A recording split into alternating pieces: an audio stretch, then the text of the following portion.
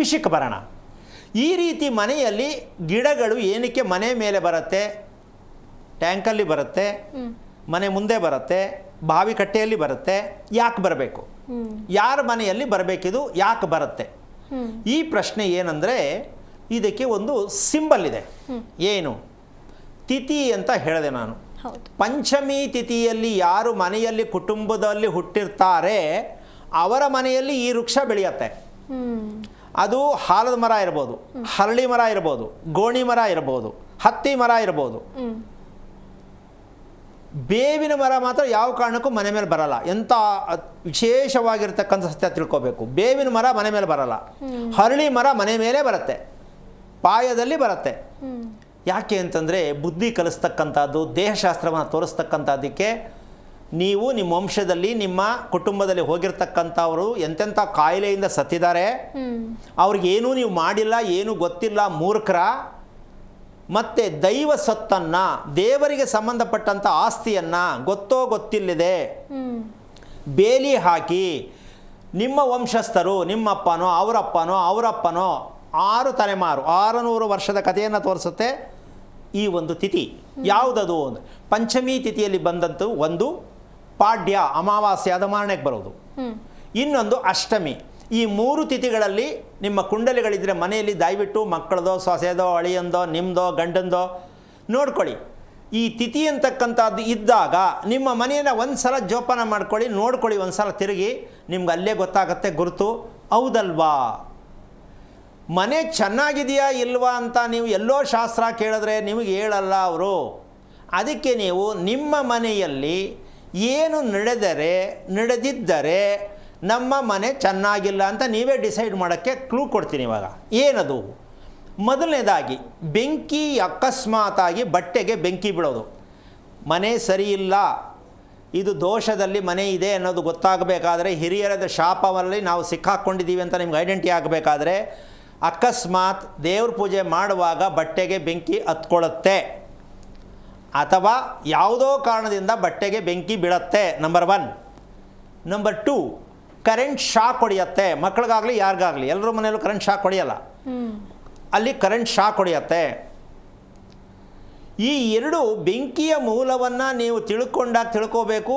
ಇದು ನಾವು ಸಾಲ ತೀರಿಸಿಲ್ಲ, ಅವರು ನಮ್ಗೆ ಆಶೀರ್ವಾದ ಮಾಡುತ್ತಿಲ್ಲ, ಅವ್ರು ಮಾಡಿಟ್ಟಿರೋ ಆಸ್ತಿಯಿಂದ ನಾವು ಕಷ್ಟವನ್ನು ಅನುಭವಿಸ್ತಾ ಇದ್ದೀವಿ ಅನ್ನೋದಕ್ಕೆ ನೀವು ಐಡೆಂಟಿ ಮಾಡ್ಕೊಳ್ತಕ್ಕಂಥ ವಿಚಾರ. ಇದು ಬಿಟ್ಟರೆ ಹೋಗ್ತಾ ಹೋಗ್ತಾ ಆಕ್ಸಿಡೆಂಟ್ ಆಯಿತು, ಮನೆಗೆ ಬಾಡಿ ತರ್ತಾರಂತೆ, ಅಪಘಾತ, ಮನೆಯಲ್ಲಿ ಆತ್ಮಹತ್ಯೆ ಮಾಡ್ಕೊಳ್ಳೋದು, ಹೊರಗಡೆ ರೋಡಲ್ಲಿ ಆಕ್ಸಿಡೆಂಟ್ ಆಗೋದು, ಹೊರಗಡೆ ಹಾರ್ಟ್ ಅಟ್ಯಾಕ್ ಆಗೋದು, ದಾರಿಯಲ್ಲಿ ಪ್ರಾಣ ಹೋಗಿದ್ದು, ಹಾಸ್ಪಿಟ್ಲಲ್ಲೇ ಹೋಗಿದ್ದು ಮನೆಗೆ ಬಂದಿದ್ದು, ಮನೆಯಲ್ಲೇ ಮಲಗಿದ್ರು ಪ್ರಾಣ ಹೋಗೋದು ಗೊತ್ತಿಲ್ಲ. ಇವೆಲ್ಲವೂ ಕೂಡ ಸಹಜವಾಗಿ ನಡೀತಾ ಇರ್ತಕ್ಕಂಥದ್ದು ಅಲ್ಲ. ಇವೆಲ್ಲ ದುರ್ಘಟನೆಗಳು. ಇದು ನಿಮ್ಮ ಮನೆಯಲ್ಲಿ ನಡೆದಿದ್ದರೆ, ಇವತ್ತೇ ಅಲ್ಲ, ನಿಮ್ಮ ತಾಯಿ ಕಾಲ, ನಿಮ್ಮ ತಂದೆ ಕಾಲದಲ್ಲಿ ಅವಾಗೊಂದು ಸಲ ಆಗಿತ್ತು, ಈ ಥರದ್ದೆಲ್ಲ ವಿಚಾರಗಳನ್ನ ಅದು ಆಗಿತ್ತು ಅಂತ ಸೈಡ್ಗೆ ಬಿಟ್ಬಿಡ್ತಾರೆ. ಅದೇನಕ್ಕೆ ಕಾಯ್ತು ಅಂದರೆ ನಮ್ಮ ಕುಟುಂಬದಲ್ಲಿ ಆ ಥರ ಯಾರಿದ್ದಾರೆ ಅಂತ ಹುಡುಕೋಬೇಕು. ಹುಡುಕೊಳ್ಳೋಕೆ ಅವ್ರಿಗೆ ಗೊತ್ತಿಲ್ಲ. ಇವರು ಕುಂಡ್ಲಿ ಜಾತಕ ಬರೆಯೋರು ಇದನ್ನು ಹೇಳಲ್ಲ. ಜೋಪಾನ ಒಂದು 5 ವರ್ಷಕ್ಕೆ ಸ್ವಲ್ಪ ಕಂಟಕ ಅಂದ್ಬಿಟ್ಟು ಜೋಪಾನ ಅಂದ್ಬಿಟ್ಟು ಚುಚ್ಚಿಬಿಟ್ಬಿಡ್ತಾರೆ. ಏನದು ಅಂತ ಹೇಳಲ್ಲ, ಏನದು ಅಂತ ಇವ್ರು ಕೇಳಲ್ಲ. ಈ ಸಮಸ್ಯೆಗಳು ಅರ್ಥವಿಲ್ಲದ ವಿಚಾರದಲ್ಲಿ ತಿಳ್ಕೊಳ್ಳೋದು, ಹೇಳೋದು. ಈ ಕಾರಣದಿಂದಾಗಿ ನಾವು ಘಟನೆಗಳು ಯಾಕೆ ನಡೀಬೇಕು ಅಂತಕ್ಕಂತಹ ಒಂದು ವಿಚಾರ ಇದು ಅತಿ ಮುಖ್ಯವಾಗಿ ಇವಾಗ ಕ್ಲೂ ಕೊಟ್ಟಿದ್ದೀನಿ. ಅದೇ ಥರ ಜೋರಾಗಿದ್ದೋ ತುಂಬ ಕೆಳಗಡೆ ಬಂದ್ಬಿಟ್ಟೋ ಅಂತ ಹೇಳ್ತಕ್ಕಂಥದ್ದಕ್ಕೆ ನಕ್ಷತ್ರ ಯಾವುದಪ್ಪ ಅದು ಅಂದರೆ ಮೂಲಾ ನಕ್ಷತ್ರ. ಬೇಕಾದಷ್ಟು ಸಲ ಹೇಳ್ತಿರ್ತೀನಿ. ಕೃತಿಕಾ ನಕ್ಷತ್ರ, ಮೂಲಾ ನಕ್ಷತ್ರ, ಕೃತಿಕಾ ನಕ್ಷತ್ರ, ಆಶ್ಲೇಷ ನಕ್ಷತ್ರ, ಭರಣಿ ನಕ್ಷತ್ರ. ಇಂಥವರು ನಿಮ್ಮ ಕುಟುಂಬದಲ್ಲಿ ಇದ್ದಾರೆ, ಹುಟ್ಟಿ ಸತ್ತಿದ್ದಾರೆ, ಈಗಿದ್ದಾರೆ, ನೀವು ಮೇಲಿದ್ರಿ, ಕೆಳಗಡೆ ಇಳಿತಾ ಇದ್ದೀರಾ ಅಂತ ಡಿಸೈಡ್ ಮಾಡ್ಕೊಳ್ಳಿ. ಕಾರಣ ಏನೇ ಇರ್ಬೋದು. ಪೊಲೀಸ್ ಕೇಸಾಗಿ ಹೊಟ್ಟೋಯ್ತು, ಅಥವಾ ಕೇಸಾಗಿ ನಮ್ಮದೇ ಆಸ್ತಿ ಎಲ್ಲ ಅವ್ರಿಗೆ ಹೊಟ್ಟೋಯ್ತು, ಎಲ್ಲ ಕಳ್ಕೊಂಬಿಟ್ಟು, ಇದೆಲ್ಲವೂ ಇರ್ತಕ್ಕಂಥದ್ದು ಈ ನಕ್ಷತ್ರದಲ್ಲಿ ನಿಮ್ಮ ಕುಟುಂಬದಲ್ಲಿ ಇದ್ದರೆ ನಿಮ್ಮ ಆಸ್ತಿ ಯಾವ ಕಾರಣಕ್ಕೂ ಉಳಿಸ್ಕೊಳ್ಳೋಕ್ಕಾಗಲ್ಲ. ಇದನ್ನು ತಿಳ್ಕೊಳ್ಳೋದಕ್ಕೆ ಪ್ರಯತ್ನ ಮಾಡಬೇಕೇ ಹೊರತು ಅಯ್ಯೋ ಹಂಗಂತ ಹೆದರ್ಕೊಳ್ಳೋದಲ್ಲ. ಪ್ರತಿಯೊಂದು ಕೂಡ ಭಗವಂತ ನಿಮಗೆ ಮೆಸೇಜ್ ಕಳಿಸ್ತಾ ಇದ್ದಾರೆ.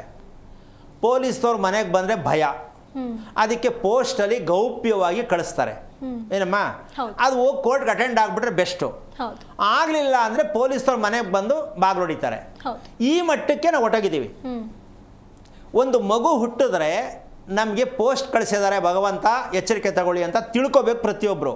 ತಿಳ್ಕೊಂಡಿದ್ದಾರೆ ಅಂತೀಯ? ಅಪ್ರಾಣೇ ಇಲ್ಲ. ಗಂಡ ಹೆಣ್ಣ ಇದು ಇಷ್ಟೇ ನಾವು ತಿಳ್ಕೊಳ್ಳೋದು ಅಲ್ವಾ? ಹಾಗಾಗಿ ಗಂಡು ಹೆಣ್ಣು ಮುಖ್ಯ ಅಲ್ಲ, ಹೆಣ್ಣು ಮುಖ್ಯನೂ ಗಂಡು ಮುಖ್ಯನೇ. ಆದರೆ ನಾವು ತಿಳ್ಕೊಬೇಕಾಗಿರೋದು ಏನಪ್ಪ ಅಂದರೆ, ಒಂದು ಮಗು ಅಂತ ಹುಟ್ಟಿದರೆ ಅದನ್ನು ನಾವು ಗುರುತಿಸ್ತಕ್ಕಂಥ ಮಟ್ಟಕ್ಕೆ ಬಂದಾಗ ನಮಗೆ ಏರಿಳಿತಗಳಾಗಲಿ ದುರಂತಗಳಾಗಲಿ ಅವಕಾಶ ಸಿಕ್ಕುವುದಕ್ಕೆ ತುಂಬ ದೂರ ಇರುತ್ತೆ. ಎಲ್ಲವೂ ಪೂರ್ಣ ನಿಮ್ಮ ತಿಳುವಳಿಕೆ ಮೇಲೆ, ನೀವು ಕೇಳೋದ್ರ ಮೇಲೆ, ಅದರ ಭಕ್ತಿ ಮೇಲೆ ನಿಂತಿರುತ್ತೆ.